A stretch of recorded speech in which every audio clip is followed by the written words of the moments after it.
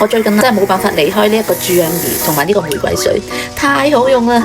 所以呢，嚟到澳門都要帶住。朝早起身覺得皮膚乾燥，用佢嚟噴一噴，用呢一個伊朗嘅白玫瑰水，再加埋我哋嘅白池花籽油，一齊嚟噴面，又熱又補水。噴完之後，成個面部非常之水潤，有呢個光澤感。我哋呢個注氧儀仲係